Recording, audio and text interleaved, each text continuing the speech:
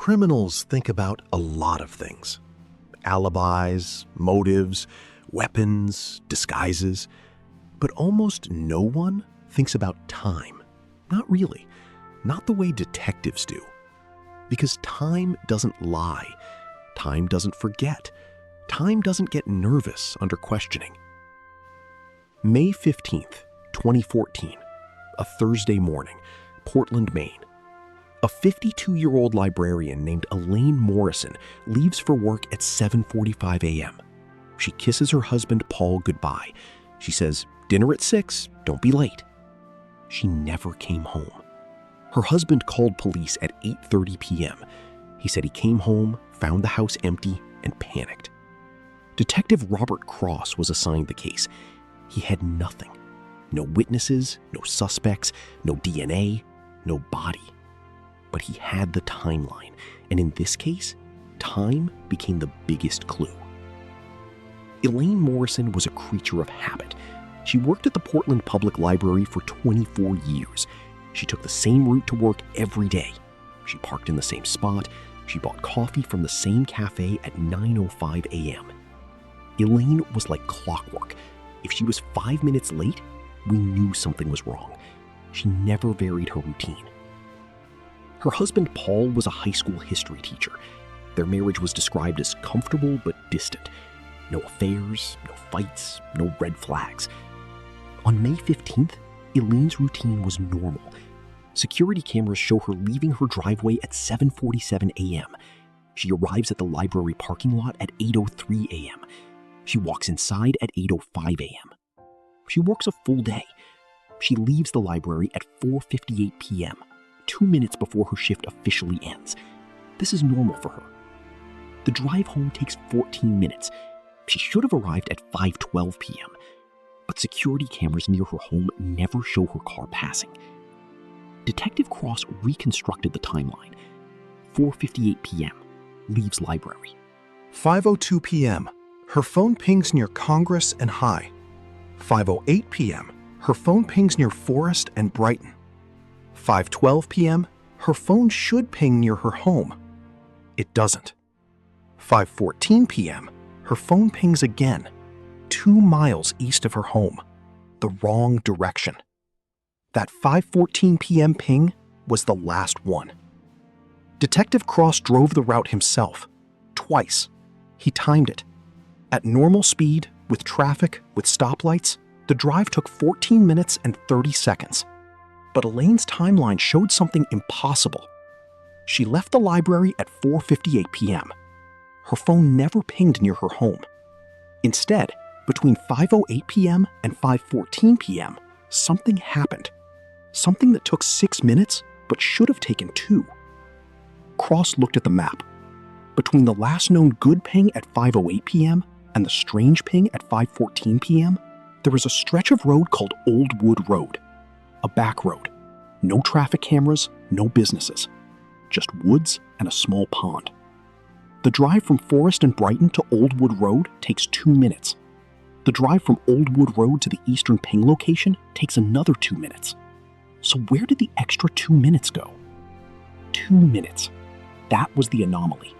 120 seconds that Elaine's timeline could not account for. In my experience, 2 minutes doesn't sound like much. But in a missing persons case, 2 minutes is an eternity. 2 minutes is enough time to pull off the road. 2 minutes is enough time to hide something. 2 minutes is enough time to end a life.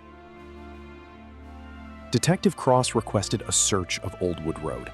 Not the whole road, just the 2-minute stretch. The search took 3 hours. They found nothing. Then, Cross expanded. He looked at satellite imagery. He noticed a small gravel turnout, hidden behind a curve, barely visible from the road.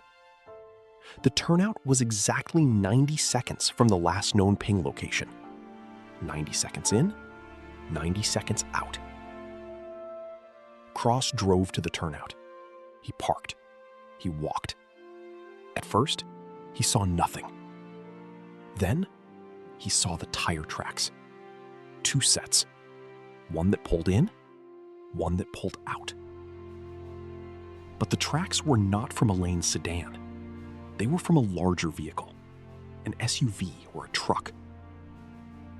Cross had the tracks cast in plaster. The casts were sent to the state crime lab.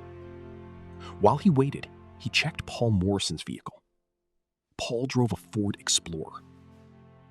Cross asked Paul for permission to examine his tires. Paul agreed. He said, "Anything to help find my wife."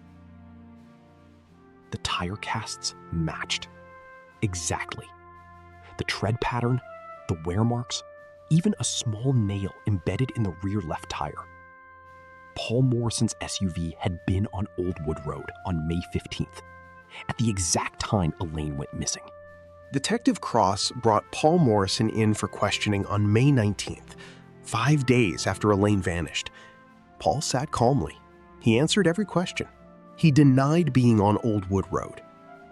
"Paul, your tire tracks were found at a turnout on Old Wood Road at 5:10 p.m. on May 15th, the same time Elaine's phone went dark." "I wasn't there. Someone else has the same tires." "Someone else has the same nail in the same tire?" I drove out there to clear my head. I didn't see Elaine. I didn't hurt her." Cross asked the question that broke the case. "If you were just clearing your head, why didn't you tell us that 5 days ago?" Paul had no answer. Cross requested a search warrant. Inside the garage, a shovel, recently cleaned. Paul's fingerprints on the handle, soil from Old Wood Road on the blade. And in the trunk of Paul's Explorer, a single strand of long brown hair, Elaine's hair. On May 21st, Paul Morrison was arrested, charged with second-degree murder.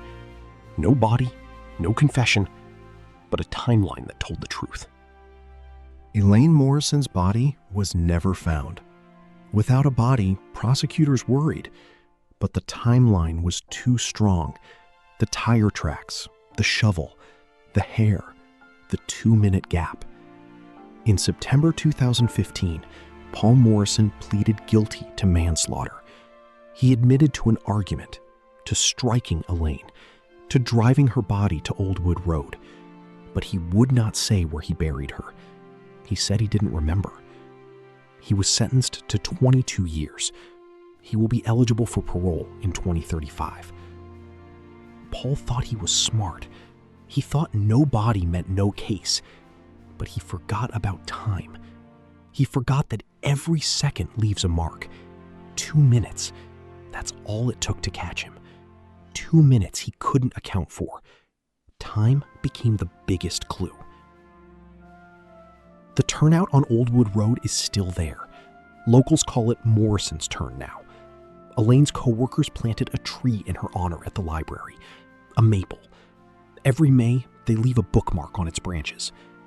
Time became the biggest clue in this case.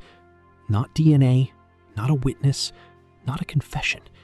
Just 2 minutes that didn't belong. If you have any information about the location of Elaine Morrison's remains, contact the Portland Police Department. I'm your host. Thank you for watching. And remember, time is the one thing criminals can't edit.